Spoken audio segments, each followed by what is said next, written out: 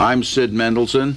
The brief introduction, Stan Judd is on my immediate right, Sid Simmet on his right, and Larry Bardfeld on his immediate right.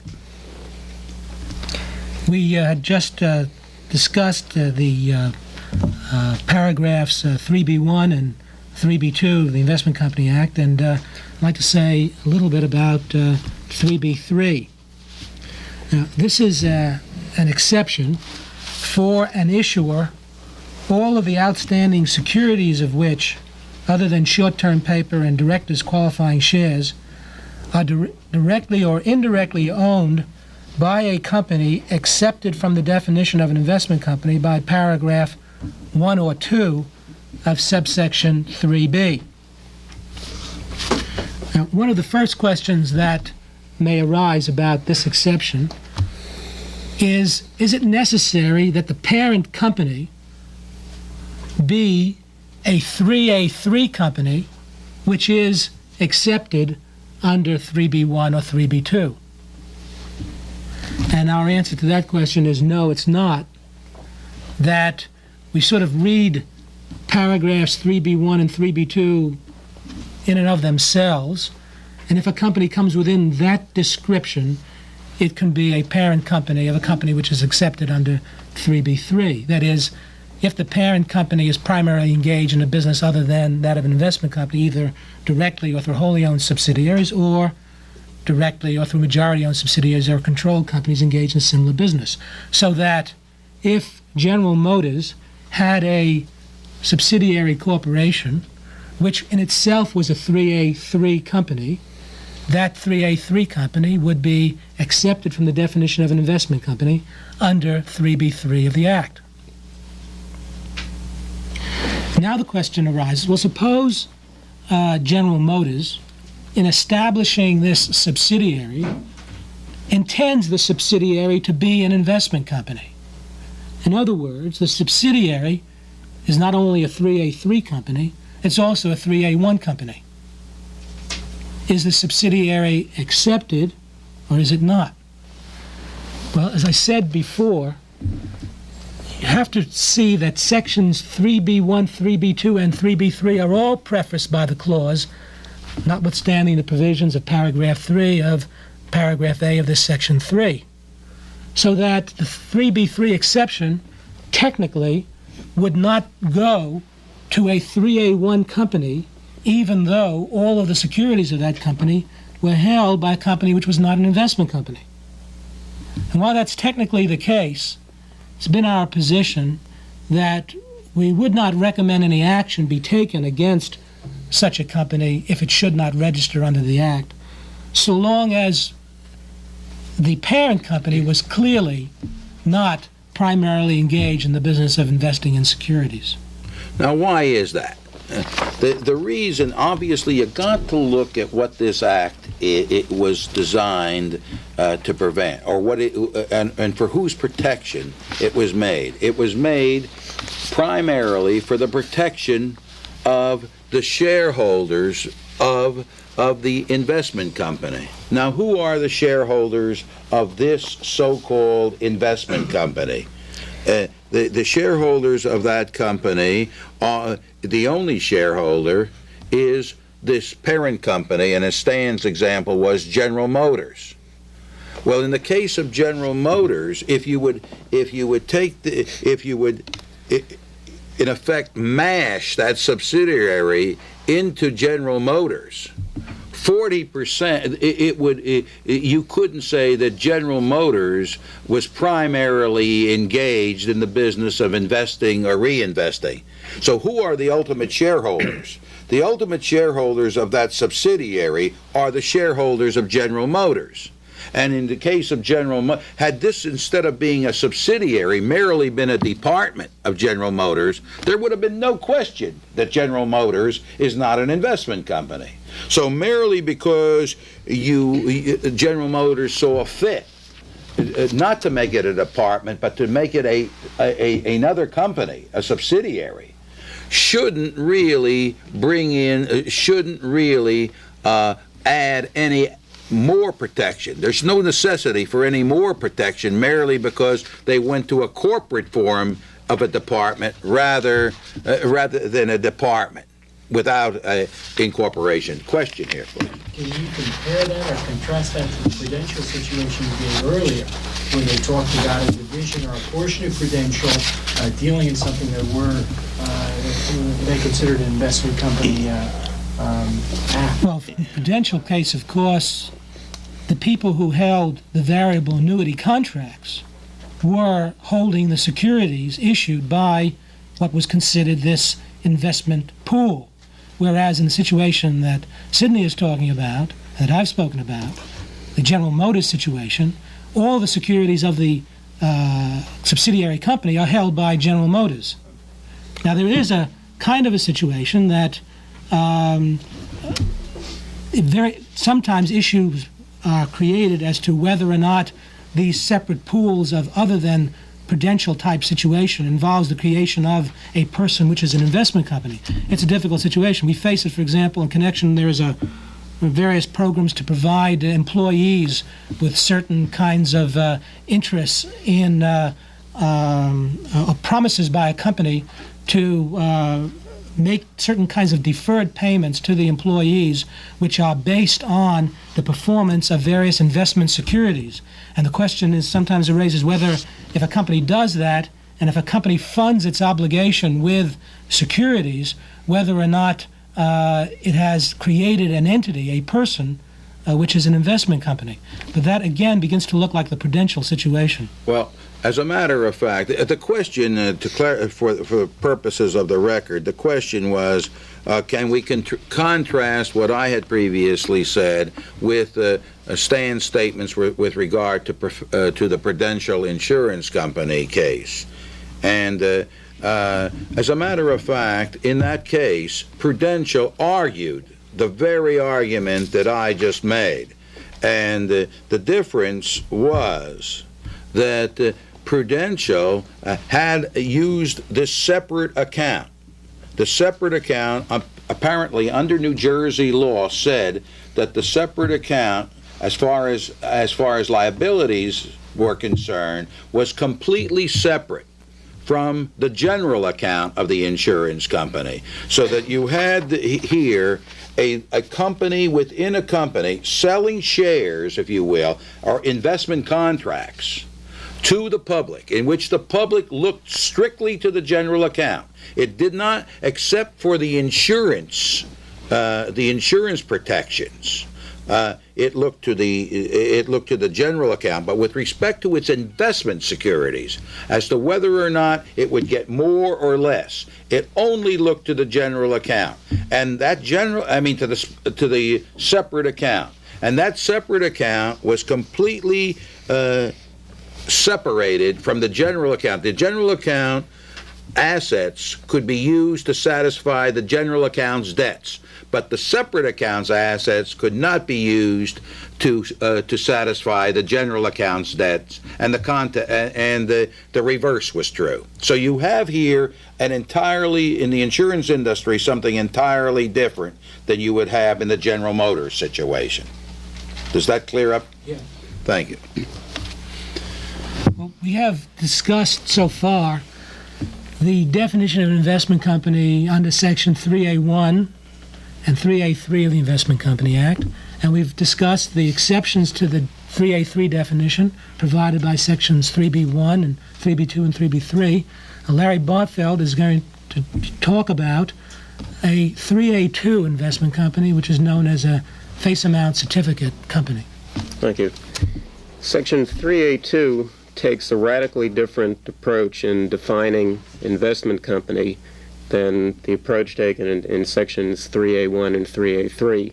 Those sections might be simplistically described as looking more to the securities in which an investment company invests. That is, section 3A1, for example, includes any company which is engaged in investing in securities, and section 3A3, a company which invests in securities and has more than 40% in investment securities. Section 3A2, on the other hand, looks to the type of security which an investment company as defined in 3A2, issues, namely a face amount certificate of the face amount certificate of the installment type. Now, it's important to note that face amount certificates, which I'll explain shortly, purchased in a lump sum and not on an installment basis, are not covered by this definition, so that a company which issued only those securities would not be subject to the Investment Company Act by virtue of Section 3A2. A face amount certificate of the installment type might be described as a long-term fixed interest debt security which is sold on an installment basis. In the words of the Act, the definition, it's an obligation to pay a stated or determinable sum at a fixed or determinable date 2 years or more after issuance. In our discussion of Section 3B, it was noted that that was a means available for companies to avoid the Section 3A definitions by virtue of being primarily engaged in non-investment company activities. Because Section 3A2 describes a company in terms of what it issues, the type of security it issues, rather than its primary engagement, Section 3B obviously would not be available to a face amount certificate company, which means that if General Motors issued a face amount certificate of the installment type, regardless of its obvious primary engagement in manufacturing and selling automobiles, it would nevertheless be subject to the Act, although, of course, it could seek an exemption, which might or might not be granted under Section 6C. This is important because this is an anomaly in the Act. The Congress, for some reason best known to itself, found that it was necessary to treat this type of a company as an investment company. The investment trust study indicated a tremendous amount of abuse of the very small investor being sold this type of instrument, so that it incorporated this definition under the Act. This definition is totally different than 3B1 or 3B2. It has nothing to do with the investment intent of the company or whether or not this company wants to be looked at as investing or reinvesting in securities.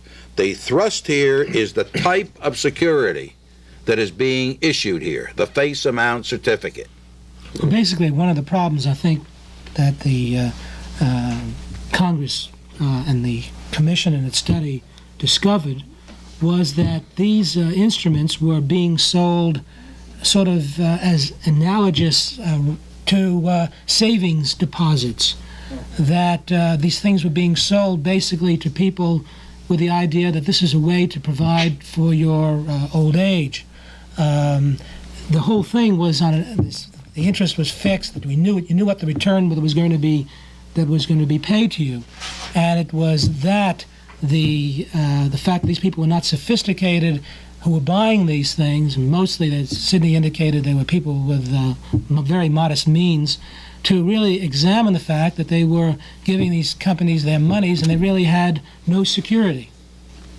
Well, these securities were often sold even by door-to-door salespersons, and they typically had rates of return less than savings accounts, which is another reason why Congress may have been concerned about it. And also, prior to the Investment Company Act, there was no assurance that there would be any sort of reserve set aside, as is called for by the Act at present, to provide that when these certificates matured at 20 years or so, although it may vary, that there would be money available to repay these people.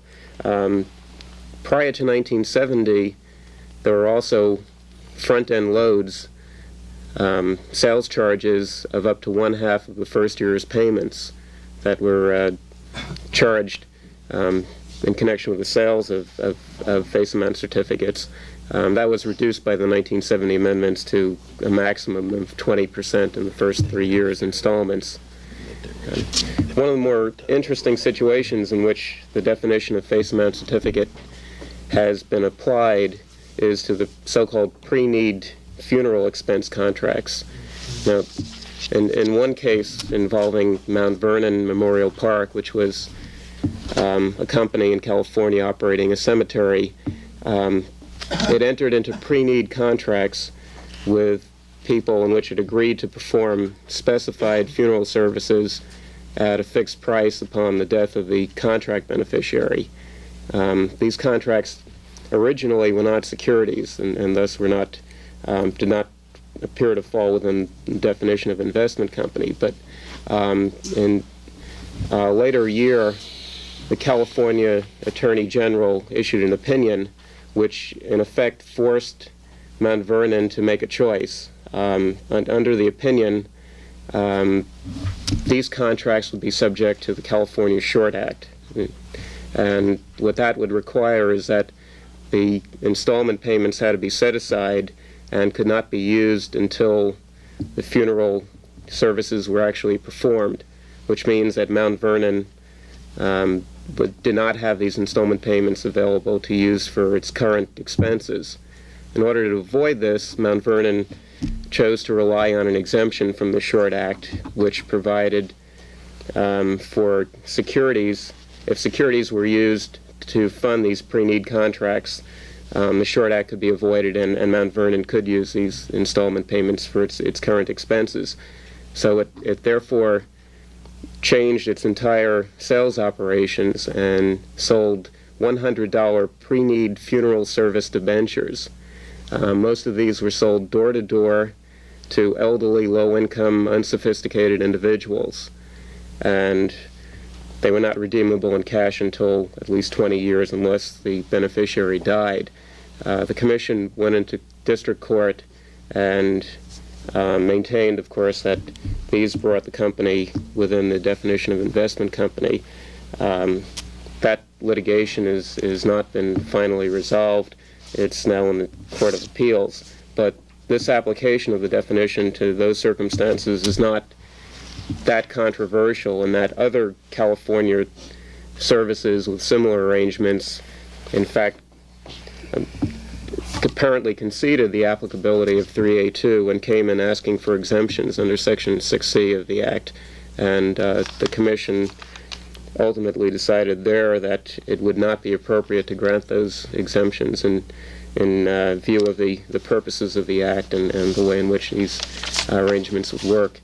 So, in addition to that, the staff of this division, in cooperation with the Division of Enforcement, has used 3A2 to stop several schemes which have the aspects of face amount certificates. About 10 or 12 years ago, there was a promoter in I think it was in Georgia, who was attempting to borrow money from individuals, and at a so-called very high rate of interest. And the way these individuals were supposed to get the money was to go to the bank, borrow the money in their own name, have the bank send the proceeds of the money to the promoter, and thereupon the individual would pay installments to the bank in repayment of the loan. And they would look to their proceeds maturing with the promoter to give them a profit, a spread between how much they were making, how much they were paying to the bank, and how much they were making from the promoter. Well, we call this a tri-party face amount certificate, having the bank being one of the parties, the promoter being one of the parties, and indicated to the promoter that that he and the bank were together issuing a face amount certificate, and therefore both of them together were investment companies under 3A2. Well, they, rather than contest it, they capitulated and discontinued the operation. But we have done this from time to time using 3A2 in these installment debt type of operations, which were somewhat popular several years ago. Well, if there are no questions, Stan will continue at this point discussing Section 3C1. I think that before Stan goes on, I think the best way to look at a face amount certificate, a good example, it would be this. First thing, the face amount certificate must be in installments. Although a company issuing the face amount certificates, if it issues fully paid certificates, that fully paid certificate is considered a security of the investment company. But if it's, as Larry said, if the company is only issuing fully paid certificates, it is not considered. The company so issuing does not consider it the Act does not consider it a face amount certificate company. So one of the essential ingredients is that it must be issuing face amount certificates.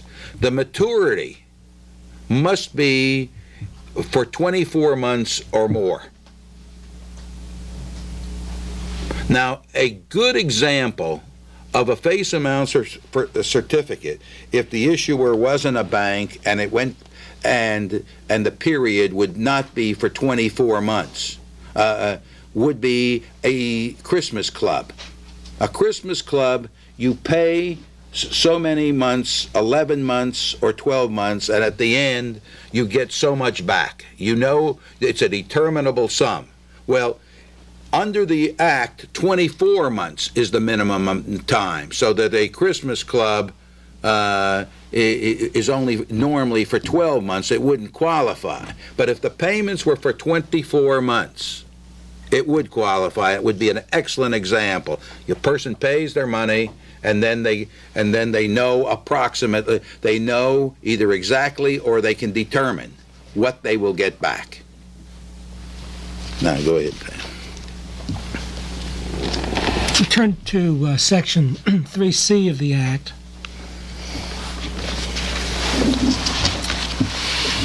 That's prefaced by the clause, notwithstanding the provisions of subparagraph A of this paragraph 3. So, the provisions of 3C, unlike the provisions of 3B, apply to any company which is defined as an investment company under either 3A1, 3A2, or 3A3, unless there is specific provision within the 3C subparagraph which provides otherwise.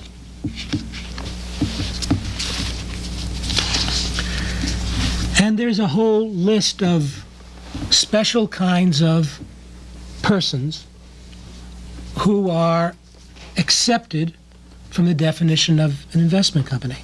I'm going to talk about one type, the private company. That's under 3C1. Sid Simet's going to speak about companies under 3C3, banks, insurance companies. Under 3C11, certain kinds of employee pension type arrangements. And Larry will speak about the remainder of Section 3C. Now, turning to 3C1, as I said, that's the so-called private company exception. Basically, the idea of a company is so small that there is not a significant public interest in its regulation, and therefore the company is accepted from the definition of an investment company. And it is an issuer whose outstanding securities, other than short-term securities, are beneficially owned by not more than 100 persons which is not making and does not presently propose to make a public offering of its securities. Now, we've said that in order to come within the definition of a private company, a company must satisfy both of these requirements. It must not have more than 100 beneficial owners, and it must not be making or proposing to make a public offering of its securities.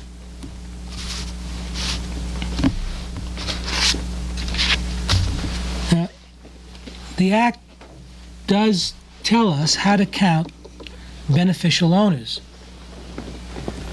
And the way beneficial owners are counted depends, on a certain extent, what kind of a person they are, whether they're an individual or corporation and so on. And so the Act provides that, for its purposes, beneficial ownership by a company shall be deemed to be beneficial ownership by one person in the ordinary case, except that if such company owns 10% or more of the outstanding voting securities of an issuer, the beneficial ownership shall be deemed to be that of the holders of such company's outstanding securities other than short-term paper. In other words, if Company A owns more than 10% of the voting securities of Company B, then in determining the number of beneficial owners of Company B, you count the beneficial owners of Company A. This is known as the attribution rule. Now, what this means then, for example, is that a trust, which under the Act would be a company, would, unless it owned 10% or more of the outstanding voting securities of an issuer, be counted as only one beneficial owner of the issuer's securities, even though there may be innumerable persons with beneficial interests in the trust. You might have a pension trust, for example, that might own some securities in a company. Nevertheless, you wouldn't count the beneficial as beneficial owners of the securities of the company the people who have beneficial interests in the trust, unless the trust owned 10% or more of the voting securities of the issuer. Now, one of the things that is important in governing this attribution, as you can see, is whether a security is a voting security, because the attribution provisions only apply if 10% or more of the outstanding voting securities are owned. Well, Section 2A42 of the Act defines a voting security as any security presently entitling the owner or holder thereof to vote for the election of directors of a company. Now, questions that arise are, for example, would it include the ownership of a general partnership interest in a general partnership, or even in a limited partnership, which was, let's say, more than 10% of the partnership interests? That's a question really sort of may come around to the question of whether or not a general partnership interest is a security to begin with. We generally wouldn't have any problem in saying that a limited partnership interest is a security, because it might easily come within the definition of an investment contract, kind of a situation in which a person invests money in a common enterprise relying on the efforts of others. But a general partnership interest might be something else, where the general partner, let's say, is the general partner, and he's relying on nobody else's efforts but his own. That question hasn't been resolved. We have said at times that where a limited partner, for example, which we might say would be a security, ordinarily, as you know, a limited partner sort of loses his status if he participates in the business activities of the company. And there's always been some question as to what happens if a limited partner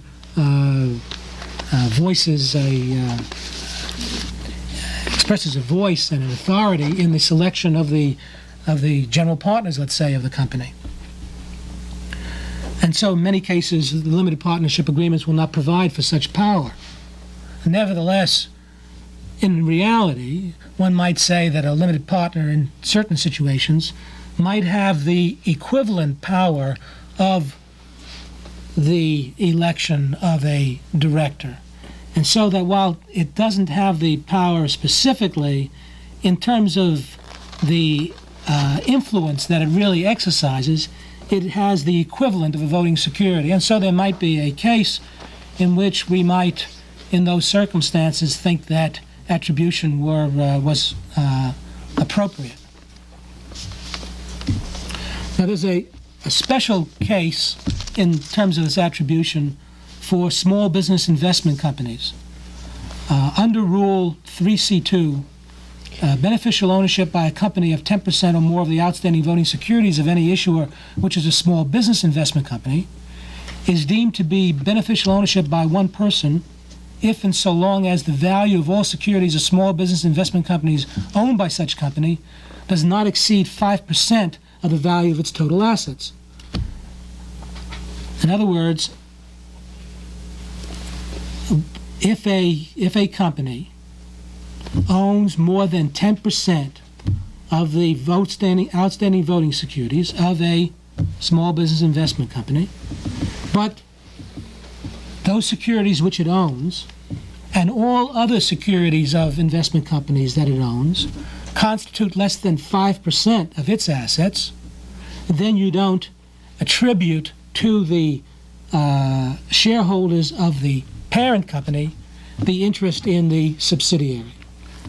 Now the reason for that was this, clear and simple.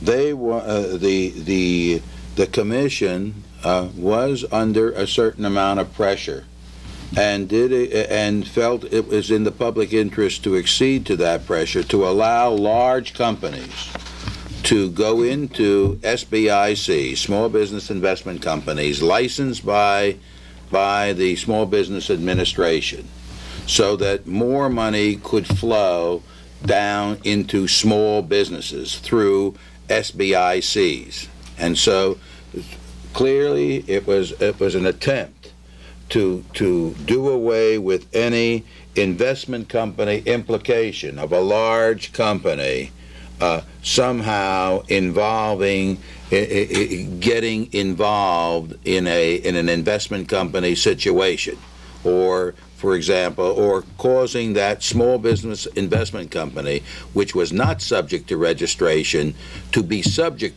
to registration merely because it received money from the large business. So it was in effect an expedient to draw money from the corporate sector of the community ultimately into small businesses. The other part of the test of 3C1, of course, is this not making a public offering or intending to make a public offering. Generally, we would give the same meaning to the word public offering under this Act as it might have under the Securities Act of 1933. In other words, a private offering under the 33 Act would be a non-public offering under the Investment Company Act. There is another rule dealing again with SBICs under the Act, that is under Rule 3C3. A public offering does not include an offering by a small business investment company of debt securities guaranteed by the Small Business Administration, and holders of such securities are counted. Holders of such securities are counted as one person for purposes of Section 3C1. Obviously, where there is a government guarantee of the security, the risks, perhaps, that the Investment Company Act was intended to protect against are not applicable. Also, 3C1, in looking at the public, public offering provisions of 3C1, we have been quite liberal with respect to 3C1 because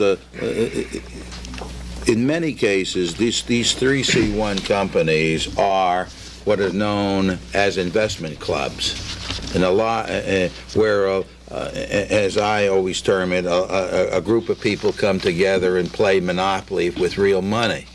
They sit around and become big financiers with respect to the group money and create a portfolio.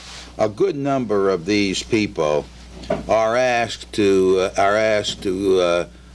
come in ways that if it was strictly a 33 Act question, we might consider it a public offering.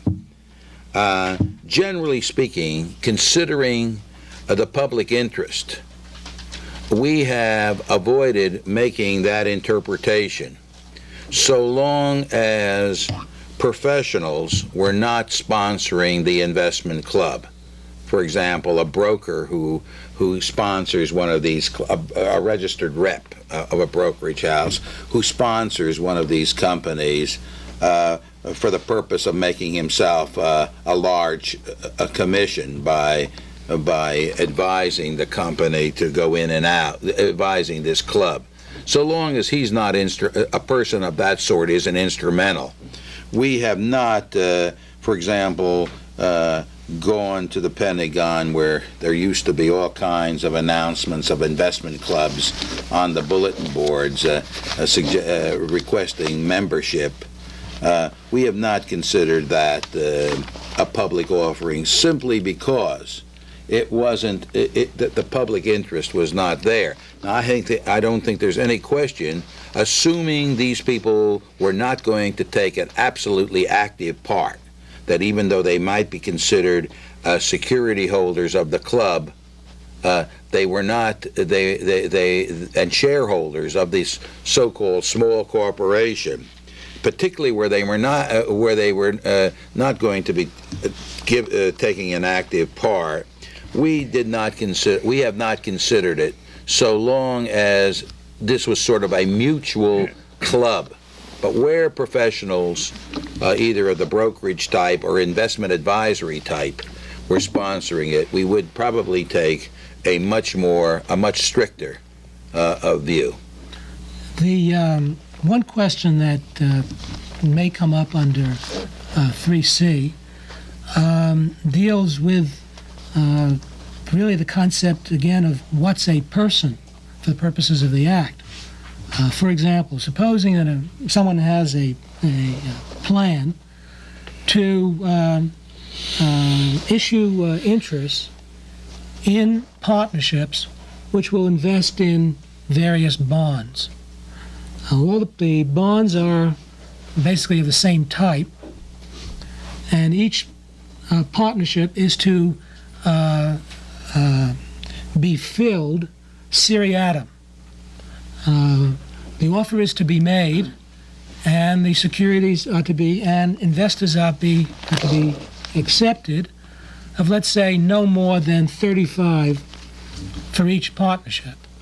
And as soon as one partnership is filled, then to fill the next partnership, and so on, until the investment interest is satisfied.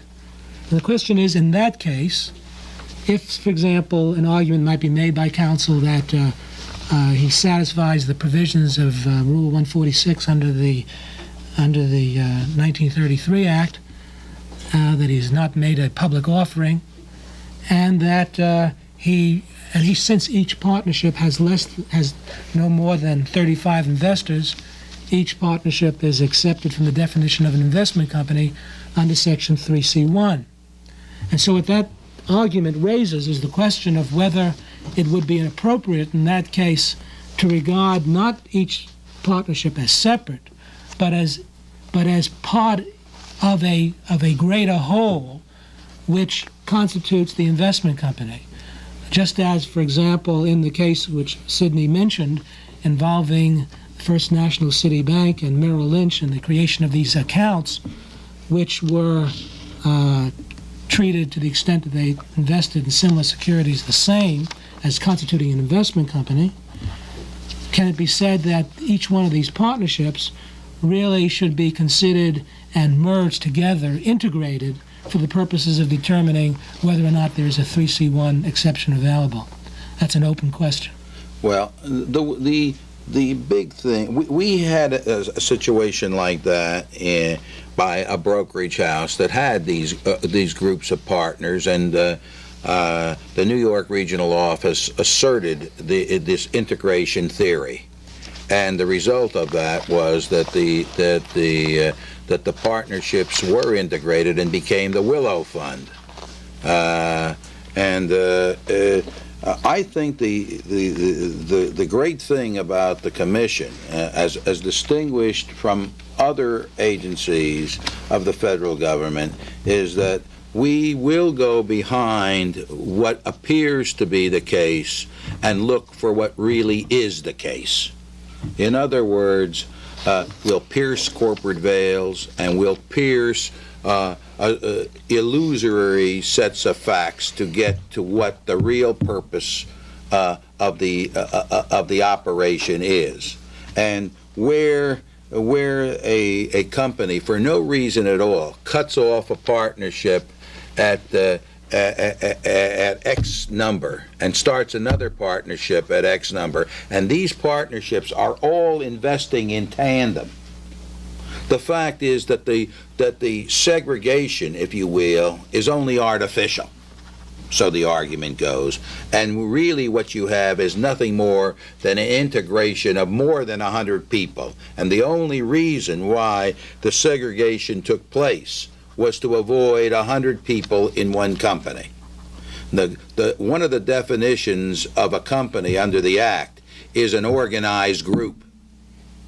So if these companies are operating in tandem or anywhere near tandem, we would have a tendency to integrate them and say they're one operation and therefore one company. I don't have anything more to say about 3C1. Does anyone have any questions about that? Okay. And then we'll turn to Sidney, who will speak about 3C3 exemption first. Thank you. I'm going to talk about Section 3C3 and follow that by jumping to Section 3C11 because the two are related to some extent. Section 3C3 is a very important exception or exclusion from the definition of investment company.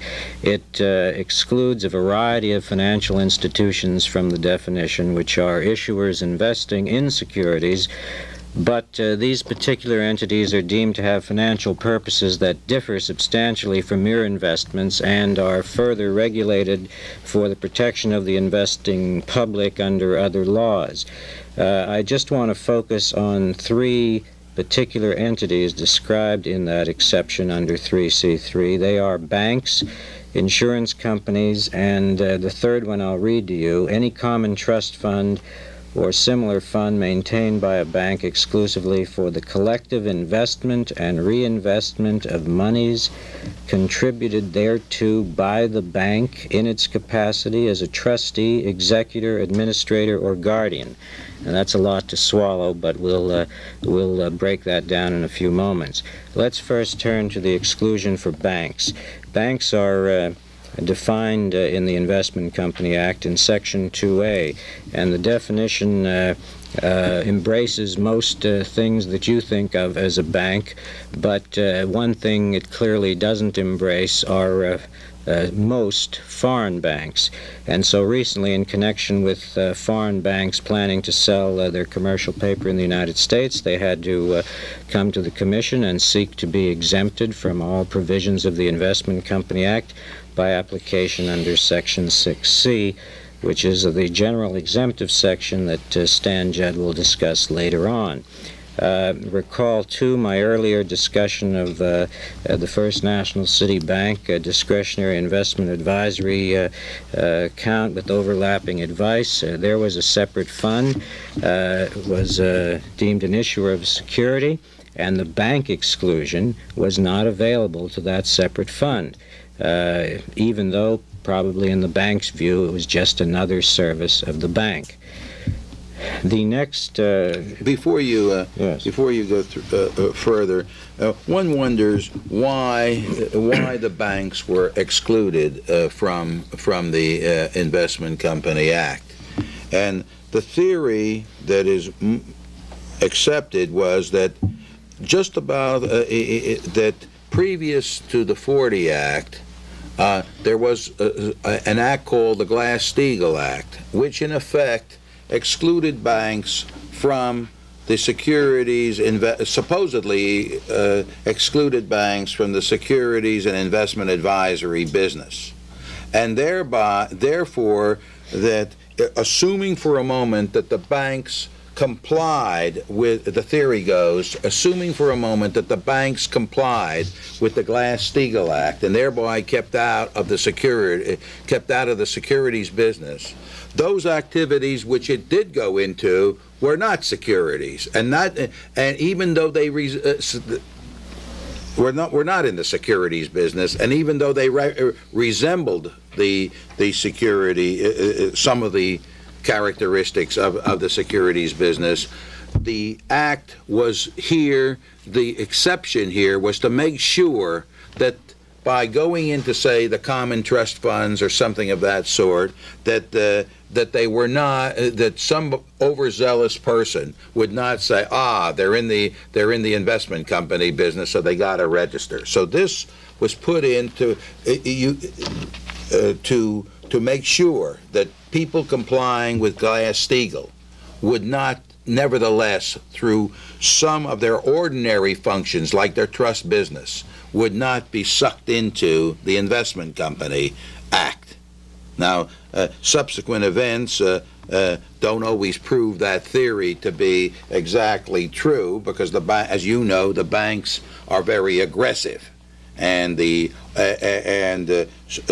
had some cooperation of the bank regulatory authorities, allowing them to go into areas which the people in the securities business thought was a violation of the Glass-Steagall Act and the Bank Holding Company Act, which is something of a companion bill to Glass-Steagall. Go ahead, sir. This takes us to the next exception I want to talk about, which is related to the bank exception. It's a separate exception or exclusion for bank common trust funds. Now, to begin with, we ought to understand that the fact that there is a separate exclusion in the statute indicates the congressional view that common trust funds were separate from the banking business and would be investment companies but for the exclusion. The reason? Well, common trust funds are really functionally indistinguishable from investment companies. But while there was an exclusion made for them, the exclusion was rested on the special considerations that the common trust fund be used for bona fide fiduciary purposes rather than as a medium for general investment by the public. The SEC, in fact, supported the explicit statutory language, and the congressional notion as well, was that there should not be a duplication of supervision. Now, what is a common trust fund? It's a vehicle to manage assets entrusted to the bank in their capacity as trustee, executor, administrator, or guardian. That is, it's a collective investment, for the most part, of multiple trusts. That facilitates the management of small trusts on an economical basis. Little interpretive or legislative activity concerning common trust funds and the common trust fund exclusion occurred until 1962, when the regulatory responsibility for trust powers of national banks was transferred from the Federal Reserve Board to the Comptroller of the Currency.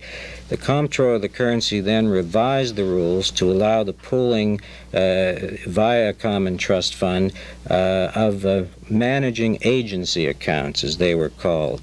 That is, the Comptroller attempted to delete, and did delete, the requirement that common trust funds be established for bona fide fiduciary purposes. Managing agency accounts, I want to point out, are merely the functional equivalent of what a broker-dealer or an investment advisor has in the way of investment management services. Prior to 1962, banks could always have managing agency accounts, but not on a collective or pooled basis. And now the comptroller was saying the banks could have them on a pooled basis. The SEC view was that the exclusion here for common trust funds in Section 3C3 would not and should not be applicable to a commingled managing agency account, because the exclusion there rested on the premise that the traditional common trust fund, as circumscribed prior to 1962 by the Federal Reserve Board, could be used only for fiduciary purposes and not as a vehicle for general investment by the public. The banks, of course, didn't want to admit that the operation of a commingled managing agency account constituted the issuance of a security of an investment company, and that the bank, in fact, was an underwriter of equity securities. One bank broke ranks, however, while this battle was raging, and that was First National City Bank. They wanted to have a commingled managing agency account, and they said, we are going to register under the Investment Company Act. We are not going to rely upon that exclusion, and they came in and registered. Unfortunately, while they satisfied us and conceded to our jurisdiction, they nevertheless suffered eventual defeat when the Supreme Court, in the case of ICI versus Camp, said that while they had registered under the 40 Act, they nevertheless violated the Glass-Steagall Act, which prohibits a bank from underwriting most securities or investing, I believe, in securities for their own account. In our view, for the 3C3 exclusion to be available, the bank has to maintain the account. And by that we mean exercise full investment responsibility, not be a mere custodian of the account, not take investment direction from others. It must be a fund also that consists exclusively of assets contributed by the bank in its capacity as executor, administrator, trustee, or guardian. Now, the troublesome cases that have been presented to us are where banks want to pool trust assets in a common trust fund where the trusts do not have bona fide fiduciary purposes, such as in the case of the pooling of commingled managing agency accounts. That is, where we believe the trusts serve as mere conduits for investment in the common trust fund. We believe the hallmark of a bona fide trust is the existence in the trustee of trust powers or functions in addition to those relating or merely incidental to money management. The common trust fund must be operated in a manner incidental to the bank's traditional trust department's activities and not as a vehicle for direct investment by individual members of the public, and we have said that repeatedly. We also believe that the staff also believes that a bank does not have the traditional fiduciary functions of a trustee in connection with pooled assets of employee benefit plans, pension plans, and we'll see that there's a totally separate exclusion for banks who collectivize such assets in Section 3C11. Let us take an example of a Section 3C3 problem. You have a common trust fund. It wants to receive assets from revocable inter vivos trusts. The grantor of the trust will be the trust beneficiary during his life, and his estate will receive the corpus of the trust at death. But the trustee is given power to invade the trust corpus if the settlor becomes incompetent. The bank, however, wouldn't inquire into whether the settlor really has the specific need to worry about his incompetency, but what the bank would inquire into is whether the settlor wants the funds invested for income or growth. We have said there that the possibility of incompetency is so remote that the only trust function contemplated as a practical matter was money management, and that the common trust fund exclusion would not be available if assets coming from such trusts found their way into the bank's ordinary common trust fund. In other words, if they had a common trust fund, the monies coming from that source would cause the trust fund to lose the exclusion. I'll just quickly give one more instance where a bank recently was to establish what it claimed was a common trust fund to serve as a money management fund for credit unions. Each credit union would have a participating trust in the common trust fund. That is, the bank's role would be that of trustee. But the staff said that the participating trust must demonstrate that they have some other purpose than investment management services. I see that we will have to continue with this subject matter when we continue the session on the next tape.